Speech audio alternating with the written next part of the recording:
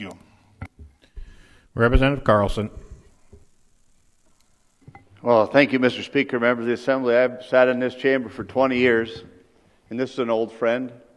We've debated this issue for years, and we have various names for it. You're either pro-abortion or you're anti-abortion.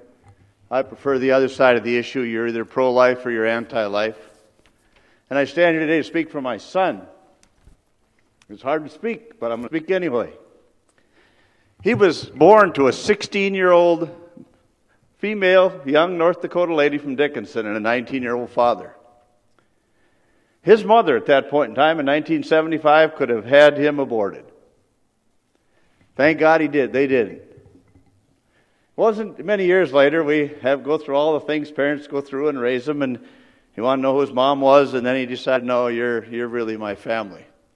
So he grows up and gets married, and his 3 little kids sat here with me on the floor not too long ago. And if his 4-year-old daughter was here today, she'd stand up and say, thank you, Grandma, for not aborting me. So you tell me the consequences of this. We talk about picking and choosing and talking about the Petri dish and in vitro fertilization, all great things. But what about those that never had a chance to be my grandkids? They didn't have a voice in this. If he was gone, there were no grandkids. Those 3 kids wouldn't go on. A kindergarten class a week is gone.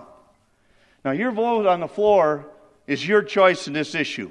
And that's between you and your conscience and your God. However it goes, it goes. But I know where I'm going to sit. I'm going to defend the life of North Dakotans. And if you choose not to, that's fine. But this should not be politicized. It's been politicized to the point where you try and do it for political gain to win in the next election. Shame on us if that's the case. Pick your side. Stay to your side. And either you're for life or you're against it. But don't politicize it. Don't have pre-canned speeches and pre-assign people to speak. Speak from your heart. Speak on where you want to be on the issue. And then stay there. But let me tell you, there's consequences to the Petri dish, and there's consequences to my son who would have never been born, and grandkids that I'd have never had. And I will always vote for life. Is there further discussion, Representative